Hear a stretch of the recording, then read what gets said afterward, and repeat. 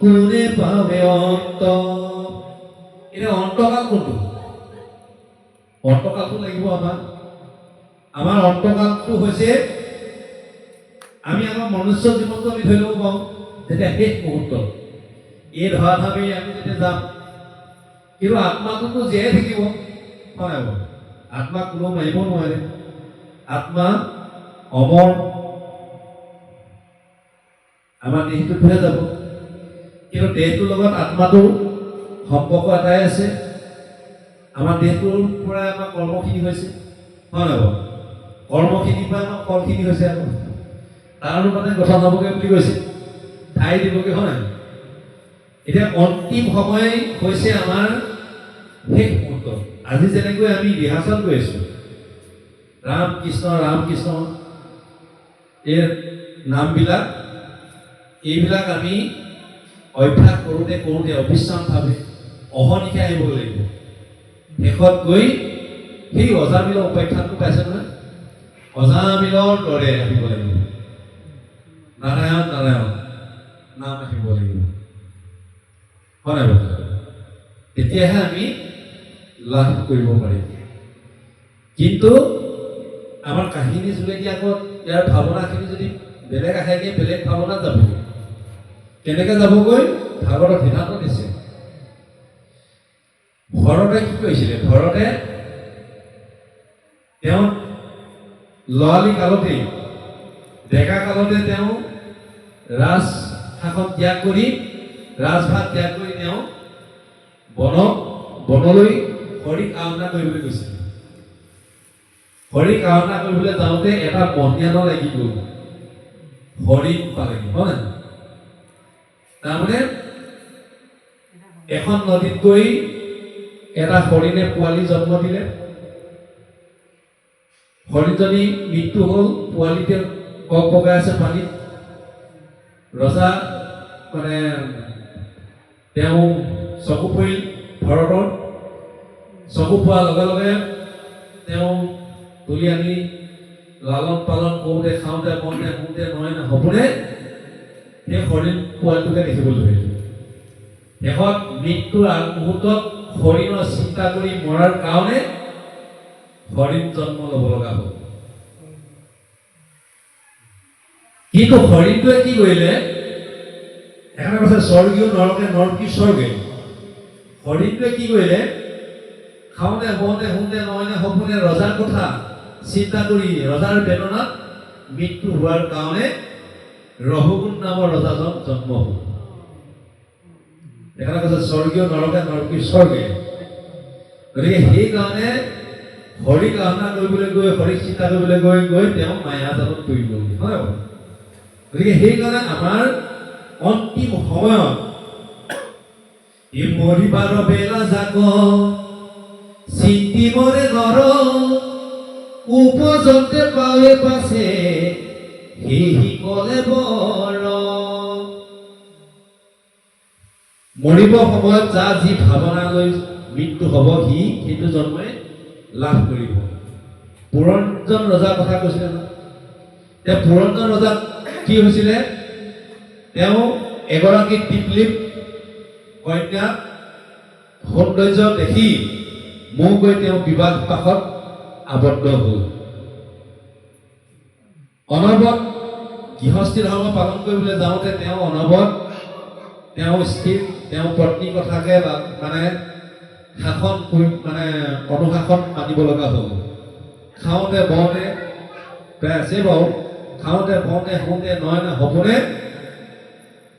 তেওঁ সেই পত্নীগৰাকীৰ কথাকে মানে, আৰু মৃত্যু আগমুহূৰ্তত পত্নীগৰাকী চিন্তা কৰি মৃত্যু হোৱাৰ কাৰণে তেওঁ বিশ্ব জন্মত নাৰী হৈ জন্ম ল'ব লগা হ'ল।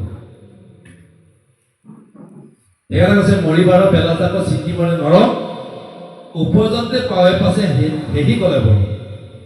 মৰিব সময়ত যাৰ যি ভাৱনা হৈ মানে মৃত্যু হ'ব, সি সেই ভাৱনাকে, সেই জন্মকে লাভ কৰিব। সেই নাৰী হৈ জন্ম ল'ব লগা হ'ল। বিদ্ধব্ধ বৈদ্ধৱী নামেৰে এগৰাকী নাৰী জন্ম হ'ল। সেইকাৰণে আমাক তেনেকে অন্তিম সময়ত, সেইকাৰণে আমাক কয় নহয় যে সেয়া মানে তেওঁ যাম হৈছে আৰু গতিকে চব নানু কীৰ্তনটো মনত পেলাই দিয়াচোন ভকতজন নিজে খুব যে মনত পেলাই দিয়ে সেইকাৰণে আমাৰ ভাগৱতৰ ইয়াত তাৎপৰ্যখিনি অলপ বেলেগ বেলেগ আমি কেইবাটা দিশে চাব পাৰোঁ এক হৈছে আমি গৰ্ভস্থিতি আয়ে বিশেষকৈ আমি এই শ্ৰৱণ কৰিব লাগে কিয় কৰিব লাগে কপিলৰ যোগেদি মাতৃ দেৱহতীক এই কথাখিনি ভক্তি যোগৰ কথাখিনি কৈ আছে হয় নাই কাৰণ প্ৰহ্লাদ কিয় জন্ম হ'ল আইসকলে জানে বাৰু প্ৰহ্লাদ জন্ম হ'বলৈ পালে তেওঁ মাতৃ প্ৰহ্লাদৰ মাতৃ কি আছিলে নাৱতে পাই হয় নাই বাৰু নি আশ্ৰমত ৰাখিলেগৈ এতিয়া নাৱত হ'লে কোন যায় ঋষিসকল যায় হয় নাই আপুনি মদ পানী বিকি থাকিলে মদাহীকেইটা যাব মানে যি দোকানত যি পায় তেনেকৈ যাব হয় নাই বাৰু সেইটো কিনিবলৈকে যাব চিখৰ টিখৰ বিকি থাকিলে চিখৰ কিনিবলৈকে যাব আজিকালিতো চিখৰকে চাদাবোৰ খুব বিক্ৰী হয় বোলে মই ঘৰত ভাত পাই থকা মই চিনি নাপাওঁ আজিলৈকে মুখত দিও পোৱা নাই বাৰু ঠিক তেনেদৰে নাৱত হৈছে মানে নাৱতৰ সদায় শ্ৰৱণ কীৰ্তন মুখত অহনিকে থাকে কাৰণে নাৱতৰ ওচৰলৈ বিভিন্ন ঋষিসকলো যায় সেই আলাপ আলোচনা কৰি থাকোঁতে সেই কথাখিনি মাতৃ কায়ধুৱে শ্ৰৱণ কৰি থাকে ইফালে গৰ্ভত যেতিয়া সন্তান মানে প্ৰহ্লাদ আছে প্ৰহ্লাদে এই কথাখিনি শুনি আছিলে আপোনালোকে জানে কথাখিনি মই এখানে চমুকে কৰিছোঁ কথাখিনি গতিকে সেইকাৰণে তেওঁ ভকত হ'বলৈ পালে সেইকাৰণে কৈছে তই হেৰ বৈষ্ণৱ পুত্ৰ ভৈলি যাৰ 21 পুৰুষ তই কৰিলি উদ্ধাৰ গাঁওখনত যদি ভাল মানুহ এজন যদি জন্ম দিব পাৰে সাধু এজন যদি জন্ম দিব পাৰে গোটেই গাঁওখনেই প্ৰতিভা আহিব হয় নাই গাঁওখনে সুনাম আহিব এটা অঞ্চলত যদি হয় অঞ্চলে আহিব এখন ঘৰত যদি জন্ম দিব পাৰে সেইখন ঘৰখনেই উদ্ধাৰ হ'ব তাৰ বাহিৰে যদি অবৈষ্ণৱ পুত্ৰ যদি উপজে বংশত স্বৰ্গহন্তে পিতৃক পেলাৱে নৰকত যদি এজন যদি অবৈষ্ণৱ পুত্ৰ জন্ম দিছে সদায় পুলিচ ডকাইত এইবোৰ আহি দিব গোটেই বদনাম আহিব হয় নাই গতিকে ভাল হৈ থকা বাপজনেও পিতৃজনৰ যদি সন্মান আছিলে সেই পুতেকে নষ্ট কৰি দিব গতিকে তেওঁৰ পৰা কোনো উদ্ধাৰ নহ'ব কিন্তু শোকৰ কুকুৰে বহু পুত্ৰ জন্মাই দেৱে কি কাৰণে মুক্তি পায় সেইবিলাকৰ জীৱ জন্তুৰ পৰা মুক্তি পায় নেকি হয় নাই বাৰু কেতিয়াও নাপায় সেইকাৰণে বৈষ্ণৱ পুত্ৰ জন্ম দিব লাগিব এতিয়া বৈষ্ণৱ পুত্ৰ জন্ম দিবলৈ যাওঁতে আমি কি কৰিব লাগিব ঈশ্বৰত শৰণ ল'ব লাগিব ঈশ্বৰক আৰাধনা কৰিব লাগিব তেতিয়াহে আমি এজন বৈষ্ণৱ পুত্ৰ লাভ কৰিব পাৰিম আৰু খোৱা বোৱা আহাৰ কথাখিনি আগতেই কৈ দিয়া হৈছে আগবঢ়াই দিলোঁ হয় নাই বাৰু এতিয়া বহুতে আমাক প্ৰশ্নও কৰে বহুতে ভাগে ভাগে কথাখিনি কয় যে ক'তনো ভাগৱতত মাছ মাংসৰ কথা লিখা আছে দেখাই নাই নকয় ক'লে বেয়া পায় যে সেইকাৰণে নকয় এই কপিলৰ যোগেদি মাতৃ দেৱহতীক কথাখিনি কৈছে যে গৰ্ভস্থিতি মাতৃয়ে যদি টেঙা খায় তাৰ গৰ্ভত থকা সন্তানটোৱেও সেই জ্বলা টেঙাৰ প্ৰভাৱ পৰে ভগৱন্তক প্ৰাৰ্থনা কৰে ৰহ তই মোক এতিয়া দিছই শাস্তি মই জন্ম হোৱাৰ পিছত মই তোকো দিম জ্বলা পোলা খুৱাম সেইকাৰণে খুৱাই দিয়ে আমি তাতে শৰণ লৈ আহিছোঁ ভগৱন্তক প্ৰতিশ্ৰুতি দি থৈ আহিছোঁ এই দুখ বেদনা গৰ্ভত পাই যে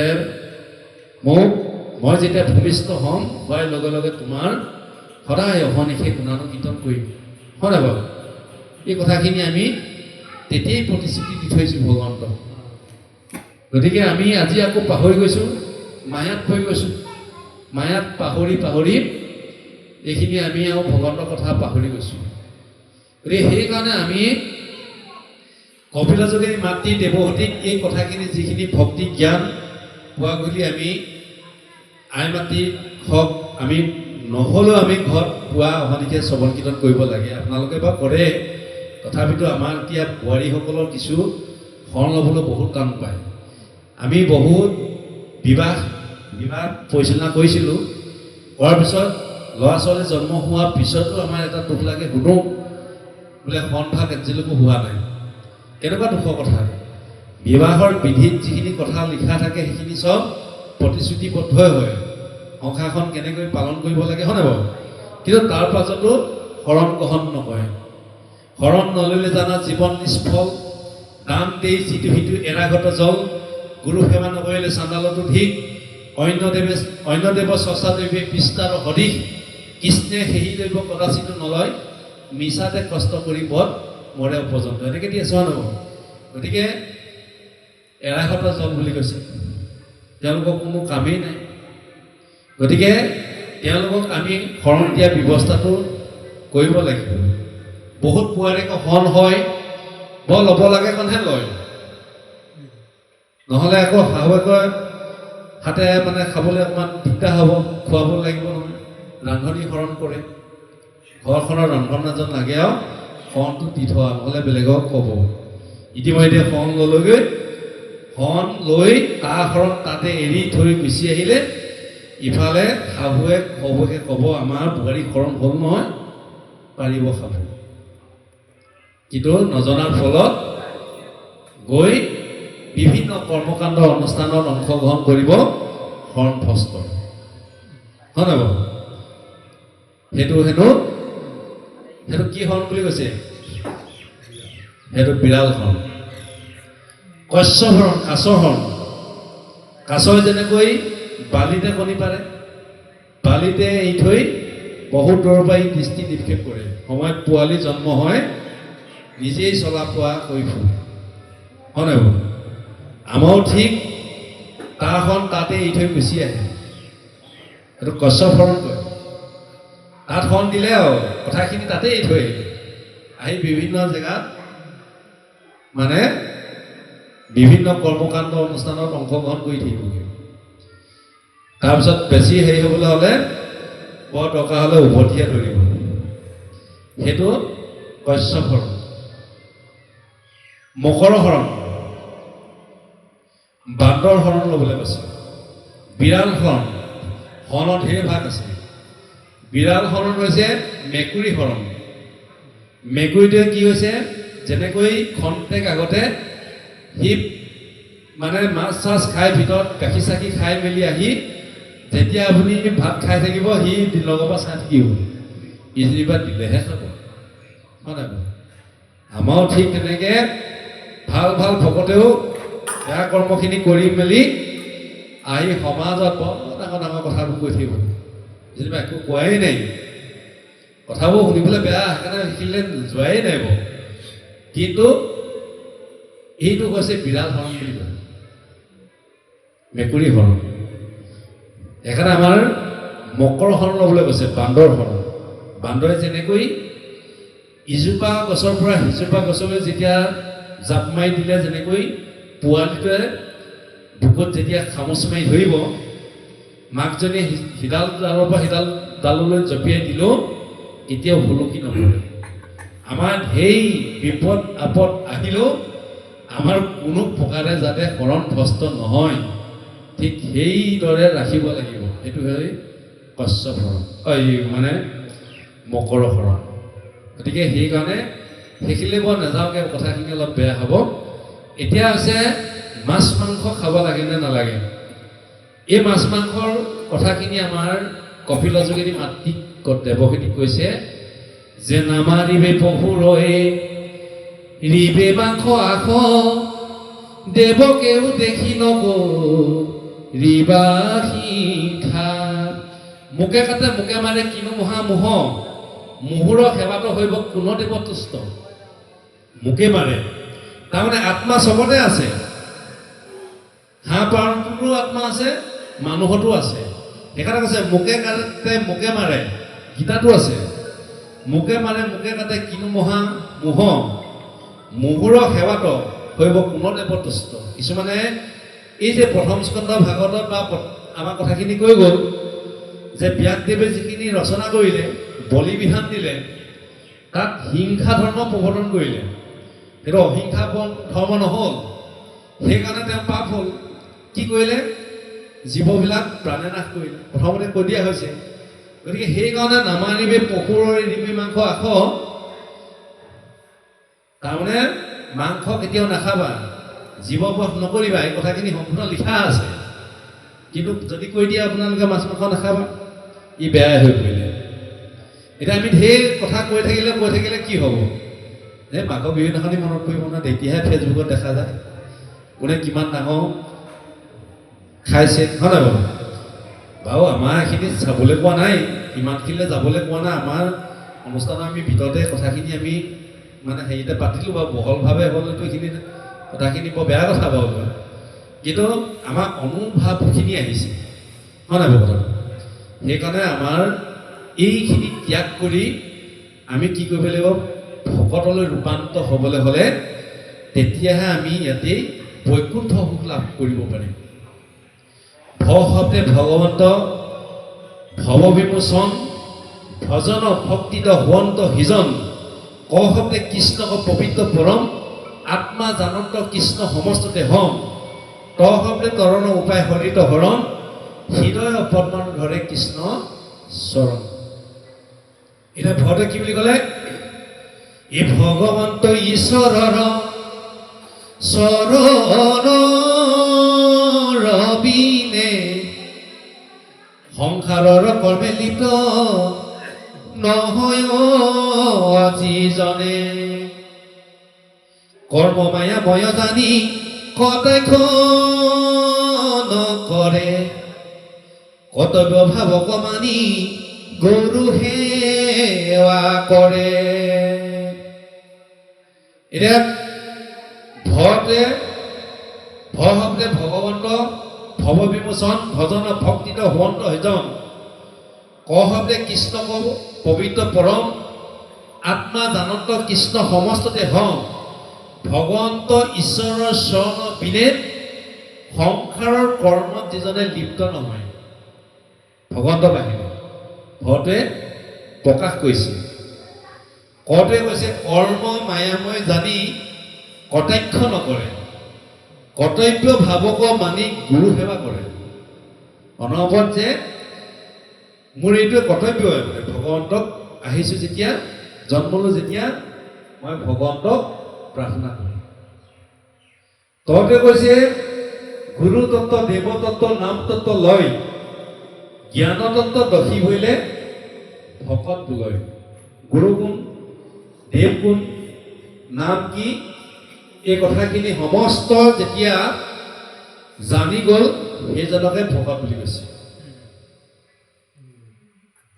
গুৰু তত্ত্ব দেৱ তত্ত্ব নাম তত্ত্ব লয় জ্ঞান তত্ত্ব দসী হৈলে ভকত লয় সেই জ্ঞানৰ কথাহে কৈছে কিন্তু জ্ঞানে কৰ্মে তাইতে নাপাৱে ভকতি নোপজে যাৱে এতিয়া মাক তিনিটাত হৈছে জ্ঞানৰ মাক হৈছে হয় নাই বাৰু কৰ্ম মাক হৈছে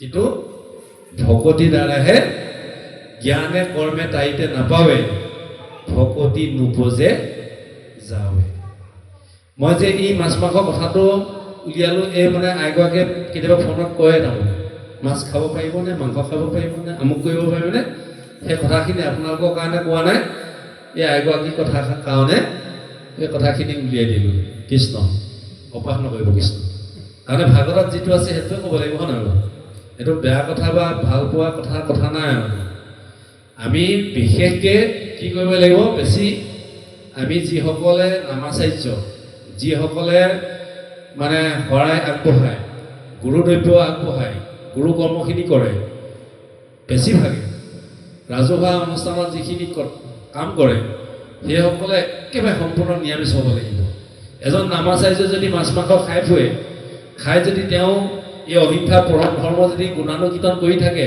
ফলটো পাব নাপায় সেইটো আপুনি ভাগৱতৰ দ্বাৰাই নিজে পৰীক্ষা কৰক পাব নাপায় যিজন নামাচাৰ্যই ঘৰতে হওক য'তেই হওক মাছ মাংস খাই থাকে এৰিব পৰা নাই এতিয়ালৈকে কিন্তু আপোনাৰ ঘৰত এটা মিতাহা নাম এষাৰি মিতাহা নাম লগাই দিবলৈ মাতিলে বা ভকতে দিলে তেওঁ প্ৰস্তাৱ কৰি মিতাহা নামষাত কি আছে কেইবাটাও উদ্দেশ্য থাকে হয় নাই বাৰু আত্মাৰ সৎগতি অৰ্থে উপাসনা কৰে, কয় নকয়? যদিও আমি নিগুণ মানুহ, নিগুণ ভকত, কিন্তু আমাৰ তাতো গুণৰ কথা থাকি যায় কিছু, হয় নহয়? ভগৱন্তক আবেদন থাকে নহয়, তেৰাৰ আত্মাৰ সৎগতি অৰ্থে আমি সমস্তৰে এষাৰি আশীৰ্বাদ জনাওঁ। আমি বোলোতো তাহলে সেইটো আমাৰ উদ্দেশ্য নহয় জানো? গতিকে নামখাও পাতিছে কি কাৰণে পাতিছে, এইটো এটা উদ্দেশ্য নহয় জানো? যে তেৰাৰ আত্মাৰ সৎগতি অৰ্থে, হয় নাই বাৰু? তেনেহ'লে সেই নামখাত যদি এজন যদি নামাচাৰ্যই যদি বা শৰাইজন অৰ্পণ কৰে, গুৰু আসন প্ৰতিষ্ঠা কৰাজন যদি মাছ মাংস যদি সেৱন কৰে, তেনেকুৱাজন মানুহে ভকতে যদি আগবঢ়ায়, তে কিমান তাৎপৰ্য কথা এইটো নিজেই অনুভৱ কৰক। গতিকে সেইকাৰণে এইবিলাক আমি চাই সেইকাৰণে আমাৰ সংবিধানখনৰ এটা কথা কৈছে, প্ৰস্তাৱ কৰা আগমুহূৰ্ততে আলোচনা কৰি ল'ব। সমাজে আলোচনা কৰি এজন শুদ্ধ সদাচাৰীক, লিখিলে শব্দটো, এজন শুদ্ধ আৰু সদাচাৰীক প্ৰস্তাৱ কৰিব নামৰ কাৰণে। এজন শুদ্ধ সদাচাৰীক, আমিতো ইফালে কৈছে নহয় সমস্তকে সমান দেখিব বুলি কৈছে, কিন্তু আমাৰ শ্ৰীমন্ত শংকৰদেৱ সংঘৰ সংবিধানে আৰু আমাক কৈ দিলে, আমাক সতৰ্কবাণী ক'লে যে এজন শুদ্ধ সদাচাৰীক গুৰু আসন প্ৰতিষ্ঠাৰ কাৰণে প্ৰস্তাৱ কৰিবা, তেতিয়াহে আমি ফলটো পাম, হয় নাই বাৰু? নহ'লে জানো পাব? অভক্ত দ্ৰব্য মই কদাচিত নলওঁ বুলি কৈছে ন ভগৱন্তই। সেই অভক্ত দ্ৰব্য কেতিয়াবা ল'ব জানো? কেতিয়াও নলয়। ভগৱন্তই নিজেই কোৱা কথা, তেওঁৰ নিজৰ বাক্যখিনি কথা। গতিকে আমিতো ধৰক আছোঁ, চবেই আছোঁ, চবেইতো মাছ মাংসটো এৰিব নোৱাৰোঁ, আজি আহিছোঁহে, আমি অকণমান আঁতৰি থাকোঁচোন সেই কৰ্মখিনিলৈ। সেইটো নিজে জানিব লাগে, হয় নাই বাৰু? মই যে বেয়া কাম এটা কৰি আহিছোঁ সেইটো নিজে অনুভৱ কৰিব লাগে। গৈ চব মোকো সন্মান লাগে, মোক চবেই লাগে, মই মাছ খাম মাংস খাম, মই চবেই কৰিম, বেয়া কামো কৰিম, সমাজৰ বেয়া কৰ্মখিনিও কৰি থাকিম, মোক কিন্তু ভাল দায়িত্বখিনি মোকে লাগিব। আজিকালি পৰিস্থিতিটো এনেকুৱা আহিলে, সেইকাৰণে শুদ্ধ সদাচাৰী মানে দেখি জ্যেষ্ঠজনে কৰে যিটো গৰিহিত কৰ্ম, জ্যেষ্ঠজনে যদি বেয়া কৰ্ম কৰে তেতিয়া সেই কনিষ্ঠজনেও সেইটো এটা ধৰ্ম বুলি ভাবি লয়, যে এইটো এটা পৰম্পৰা বুলি ভাবি লয়। সেইকাৰণে তেওঁলোকেও সেই পিছে যাবলৈ আৰম্ভ কৰে। গতিকে আপোনালোকে সকলোৱে নোৱাৰিব, কাৰণ ভক্তি মাৰ্গটো ইমান সহজ নহয়, কঠিন আছে। এই নিয়মো কিছুমান নাই, হৰিনাম ল'বলৈ কোনো দেশ কাল পাত্ৰ এইবিলাক নাই, খাওঁতে বওঁতে শুওঁতে নাই, আহিব। কিন্তু তাৰ মাজতো আমি সামাজিক কিছুমান নিয়মত আমি আবদ্ধ থাকিব লাগিব, হয় নহয়? শুদ্ধ সদাচাৰী বুলি ক'লে কোনটো শুদ্ধ হ'বগৈ? গতিকে তাৰ মাজত আমি থাকিলেহে, তেতিয়াহে আমি অনুষ্ঠানো আমাৰ সুন্দৰভাৱে আমাৰ মানে প্ৰচাৰ প্ৰসাৰ হ'ব, সকলোৱে সন্মান জনাব, কোনো আঙুলি টোৱাব নোৱাৰিব, বেয়া চকুৱে চাব নোৱাৰিব, আৰু লগতে আমিও নিজেও কোনোবাই 10 ক'লেও এই মানুহজন বেয়া বুলি ক'লেও কেতিয়াও বিশ্বাস নকৰিব তেতিয়া, যে নহয় এই মানুহজন সৎ, হয় নাই বাৰু কথাটো?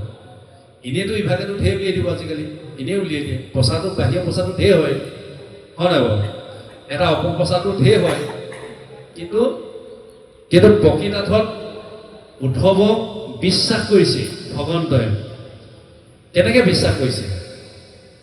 উদ্ধৱক যে বিশ্বাস কৰিলে, কি কাৰণে বিশ্বাস কৰিলে? তেওঁ যিবিলাক খাওঁতে শুওঁতে বওঁতে নহয় সপোনে তেওঁৰ ওচৰতে আছে, তেওঁ গোটেই অন্তৰ আত্মা তেওঁতে শৰণ ল'লে, হয় নাই? সেইকাৰণে বিশ্বাস কৰিছে। কিন্তু সেই বিশ্বাসটো চবক নাই কোৱা। এতিয়া আপুনি মোক যদি বিশ্বাস কৰে, কিবা এটা বিশ্বাস কৰিছে, আপুনিতো বহুত জুখিলে জোখমাখ কৰি পিনি মোক বিশ্বাস কৰিলে, হয় দেই এই মানুহটো, বা মোৰ ঘৰত পোহা গৰু এটাও, গৰু এজনী মোৰ ঘৰলৈ আহিব নে নাহে, আপোনাৰ বিশ্বাসটো আছে নাই বাৰু? আছে। কিন্তু আজি মানে কিনি অনা নতুনকৈ কিনি অনা গছজোনটো বিশ্বাস নকৰে, হয় নাই বাৰু? কুকুৰ এটা পুহি আছে আপুনি, যে ইয়াক কামোৰ পৰা নাকামে ভাব ঢেৰ ভকি থাকিলেও নাকামোৱে, তাতে বিশ্বাসটো আছে যে ই নাকামোৱে। সেই বিশ্বাসটো তাৰমানে বিশ্বাসটো আমাৰ ভকতৰ মাজত থাকিব লাগিব, ভগৱন্তৰ প্ৰতি বিশ্বাস থাকিব লাগিব। সেই সুদৃঢ় বিশ্বাস হ'ব লাগিব। যে বিশ্বাসো তিনিটা আছে, বিশ্বাস, দৃঢ় বিশ্বাস আৰু সুদৃঢ় বিশ্বাস। বিশ্বাসটো হৈছে কি? যেনেকৈ মদৰ বটলটো দেখিলে সুৰাপান স্বাস্থ্যৰ বাবে ক্ষতিকৰ, এইটো জানিলোঁ আমি। মদ খালে এইটো বেয়া। চিগাৰেটৰ তাতো লিখিলে সুৰাপান স্বাস্থ্যৰ বাবে ক্ষতিকৰ, হয় নাই বাৰু? লিখি দিলে, কিন্তু খোৱা নোখোৱাটো আপোনাৰ কথা এতিয়া। যেনেকৈ দ্ৰৌপদীয়ে ভাবিছিলে যে মোৰ দ্ৰোণাচাৰ্য আছে, গুৰু দ্ৰোণাচাৰ্য আছে, ভীষ্ম আছে, পিতামহ, হয় নাই বাৰু? 5 পাণ্ডৱ আছেই, কৰ্ণ আছে, গতিকে এওঁলোকে নোৱাৰিলেও মোক ভগৱন্তই ৰক্ষা কৰিব। তাৰপিছত তেওঁ কি কৰিলে? এখন হাতেৰে তেওঁ বিশ্বাসটো কৰিলে প্ৰথম। তাৰপিছত তেওঁ এখন হাতেৰে যেতিয়া টানিলে, এখন হাতেৰে বস্ত্ৰ ধৰি আনখনে ভগৱন্তক সেৱা জনাইছে। এইটো দৃঢ় বিশ্বাস। কিন্তু ভগৱন্ত আহিলে, আহি দেচোন দ্ৰৌপদী কিমান শক্তি আছে তোৰ, নিজৰ শক্তিও প্ৰয়োগ কৰি আছে, ভগৱন্তকো বিশ্বাস কৰি আছে। আৰু দুখন নাৱত ভৰি দিলে নহ'ব, দি আছে। তেতিয়া ভগৱন্ত আহি চালে, ভগৱন্তই সহায় কৰা নাছিলে। তেতিয়া দ্ৰৌপদীয়ে ভাবিলে যে মোৰ ইমানকেইজন থকাৰ পিছতো যেতিয়া মোক নকৰিলে, ভগৱন্তৰ বাহিৰে মোক আৰু কোনেও নকৰিব বুলি তেওঁ দুইখন হাতেৰে তেওঁ সুদৃঢ় বিশ্বাসে তেওঁ ভগৱন্তক প্ৰাৰ্থনা জনাইছে যে হে প্ৰভু, এইটো মোৰ নিজৰ দেশ নহয়, এইটো আপোনাৰে দেশ। আজি যদি লাজ পাবলগীয়া আছে, সেয়া আপোনাৰে হ'ব, সন্মান পাবলগীয়া আছে আপোনাৰে হ'ব। গতিকে এয়াও মোৰ দেশৰ লগত নাই সম্বন্ধ। এই বুলি যেতিয়া প্ৰাৰ্থনা জনালে, তেতিয়া ভগৱন্তই ইমানেই কাপোৰ দিলে, দুষাখনে কাপোৰ টানোতে ভাৰাক্ৰান্ত হৈ পৰিল। গতিকে সেইকাৰণে আমাক সেই সুদৃঢ় বিশ্বাসভাৱে আমি শৰণ ল'ব লাগিব। সেইটোকে ইয়াত প্ৰকাশ কৰিছে। গতিকে সেইটো কাৰণে অন্তকালে হৰিস্মৰে যিটো ভাগ্য অন্ত, তাহাৰ মহিমা কহি কোনে পাৱে অন্ত। যিটো ব্ৰহ্মময় দেশৈ জগত নিখিল, আমি গোটেই বিশ্ব ব্ৰহ্মাণ্ডখন ব্ৰহ্মময় দেখিবলৈ কৈছে। আমি চবতে ঈশ্বৰ দেখিবলৈ কৈছে। ভাগৱতে কিন্তু কথাখিনি কৈ আছে, আমি আস্তে আস্তেহে পালন কৰিব পাৰিম। কিন্তু তাৰ মাজত আমি কেইটামান খাপ ৰাখিবলৈ কৈছোঁ। মই যে মাজত কথাটো ক'লোঁ যে যিসকলক আগবঢ়াই দিব, আমিতো চবেই নাম গাম, সেইসকলক চাই অলপ সেইটো অনুশাসনটো ৰাখি পিনিহে কামটো, সংবিধানো বাচিব, হয় নহয়, সমাজো বাচিব, তেতিয়াহে আমাৰ লাভ হ'ব। গতিকে হৰি কথা তাত ৰতি অবিশ্ৰাম, সদায় মুখতো নেৰৈ ৰামকৃষ্ণ নাম। এতিয়া সেইকাৰণে সেই ৰাম নাম কৰি থাকোঁতে তেতিয়াহে অহৰ্নিশে আমাৰ হৃদয়লৈ ৰাম নাম আহিব। গতিকে ইটো কথা বুলিবা অপূৰ্ব কিনো কহিলা মুনি, ইটো কথা একো পুৰুষতো নতো শুনি, শুনা সাৱধানে আৰু নিপতি উত্তৰ, ইটো মহাভাগৱত শাস্ত্ৰ বৈকুণ্ঠ। গতিকে এই হৈছে শাস্ত্ৰ বৈকুণ্ঠ। এতিয়া আমাৰ 2:45 মিনিটমান হ'লেই, আৰু জানো শুনিব, হয় নাই? সময় হৈছে কিয়? ইফালে আকৌ আমাৰ বাপসকলৰ তাতে ঘৰতে পাছ কৰি আছে, মনটো যাওঁ, মন হৈছে, হয় নাই? মনটো এনেকুৱা বস্তু পটককৈ নাই লাগি, মনটো হৈছে ৰাখিব পৰাটো সিমান সহজো নহয়। সেইকাৰণে গীতাটো কৃষ্ণই অৰ্জুনক কৈছে, তোমাক মই এতিয়াহে গোটেই সাৰ অংশখিনি ক'ম। কি ক'ব লাগিব? গোটেই তুমি তোমাৰ মনটো মোৰ চৰণত অৰ্পণ কৰা, এইটোৱে সাৰ অংশ। এতিয়া মনটো অৰ্পণ কৰাটো ইমান সহজ নহয়। মনটো এতিয়া আপুনি গৰু এটা বান্ধি থৈছে ক'ৰবাত গৈছে ইয়াত বহি থাকিলেও বুজায় হয় নহয় মনটো এনেকুৱা ধৰণৰ ক'ৰবাত কিবা এটা ঘৰলৈ আলহী এজন আহিছে নেকি মনটো যাবই সেইকাৰণে কৈছে একান্ত মনেৰে আমি শুনিবলৈ হ'লে খুব বেছি আমি যেতিয়া আমি নাম প্ৰসংগ কৰি আছোঁ নাম প্ৰসংগ কৰি থাকোঁতে সেই তেতিয়া এটা আমাৰ আনন্দ আহে হয় নাই বাৰু হৃদয়ানন্দ স্বৰূপানন্দ ব্ৰহ্মানন্দ এইখিনি তেতিয়াহে আহি থাকে তেতিয়া মই ক'বলৈ মনত পৰে জানো নপৰে সেই সময়তহে আমাৰ মানে আনন্দটো আহি থাকে তাৰ পৰা সেই মায়াখিনি আহি থাকে পিছলৈ যোৱাৰ লগে লগে মায়া আহি যায় হয় নাই বাৰু গতিকে সেইকাৰণে আমাৰ ইয়াতো শতাংগ ৰজাই পিছৰখিনি ক'বগৈ বাৰু মই আজি কৈ দিছোঁ বাৰু শতাংগ ৰজাই 2 দণ্ডত গতি পালে গতিকে তুমি চিন্তা নকৰিবা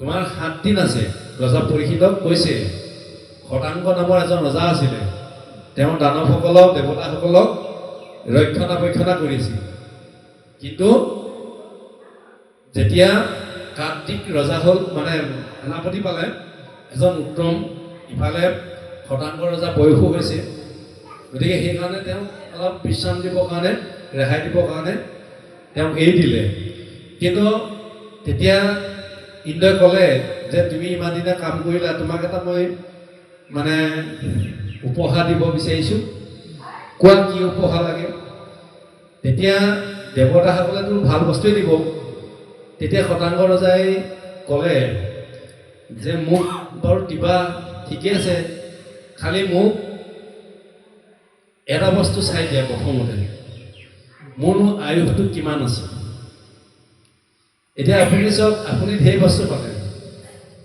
ঢেৰ ইনকম কৰি আছে ঢেৰ বস্তু অজস্ৰ ঘটি আছে আৰু পাব আৰু কোনোবাই দিম বুলি কৈছে যদি আপোনাৰ আয়ুসটোৱে নাথাকে হয় নাই বাৰু এতিয়া কালি পৰহি যে এগৰাকী ছোৱালী হয় নাই বাৰু কিমান দুখ বিলয় এনেকৈ চাওঁতে মোবাইলটো চালেই বেয়া লাগে আৰু ছোৱালীজনী মই ফেচবুকটো মানে হেৰিটো চাইছোঁ একাউণ্টটোত পিছতে চাইছোঁ মানে ছোৱালীগৰাকী ইমানেই প্ৰতিভা আছে নেগেৰা নামত ইমানেই মানে বিখ্যাত আছে কিন্তু আমি অনুকৰণ কৰা নাই কাৰণে তেওঁ কিন্তু দেখি মানে এনেই চকু পানী ওলাই গৈছে কিন্তু হ'লেও তেওঁ যিমানখিনি আশা কৰি গৈ আছিল এখন আৰু পৰা আশাটো আছিলে কিন্তু ইয়াতেতো তেওঁ যথেষ্ট কৰি থৈ গৈছে তেওঁ আয়ুসটো সিমানলৈকেহে আছে কিন্তু আৰু অজস্ৰ যদি ধন টকা পইচা ঘটি থৈ গ'লহেঁতেন সেইটো কোনে খাব ধন টকা পইচাটো ঠিক তেনেকৈ শতাংগ ৰজাই ভাবিলে যে মোৰ ঢেৰ ধন টকা পইচা হ'লে কি হ'ব মোৰ যদি আয়ুসটোৱে নাথাকে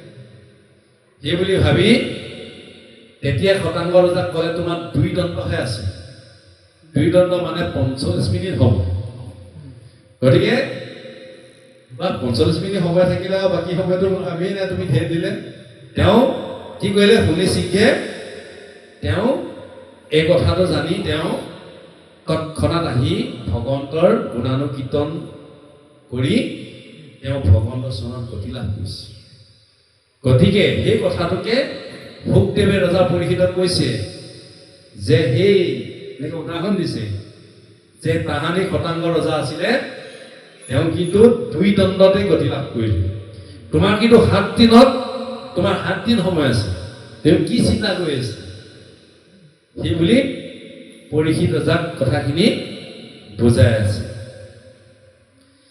এৰা আত্মহা ধৰ্ম একে নামেহে প্ৰখ্যাত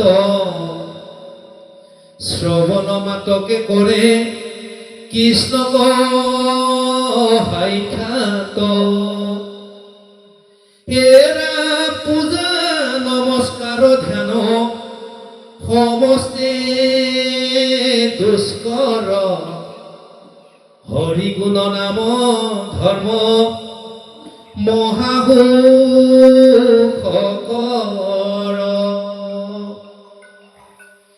ইৰাম স্ত্ৰী বাল্য বৃদ্ধ সমস তৰে অধিকাৰ চণ্ডালকো কৰে নামে তেখনে উদ্ধাৰ দাপৰ যুগত মই পঢ়িলো পৃথিৱী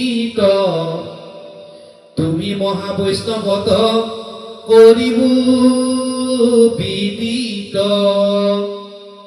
এৰা প্ৰশ্নৰ উত্তৰ দিওঁ শুনা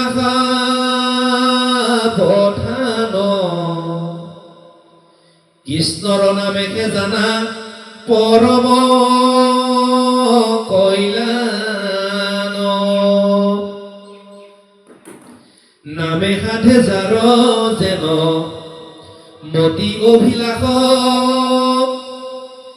জীৱা মুখ্য চাঐ বৈকুণ্ঠত তেত্বাস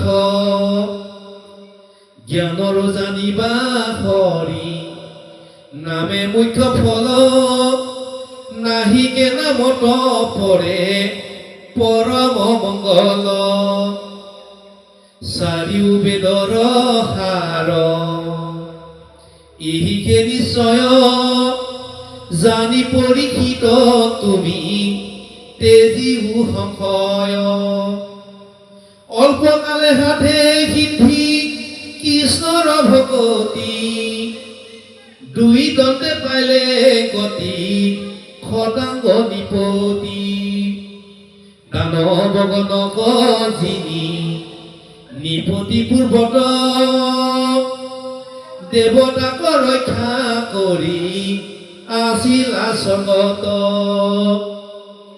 দেৱ হবে ভুলে বৰ লোৱা মহিপাল ৰাজা ভুলে কৈও আগে জীৱ কত কাল দেৱে কহে জীৱাৰো দুই দণ্ড মানে শুনিছিগে পৃথিৱীক আহিলা বিমানে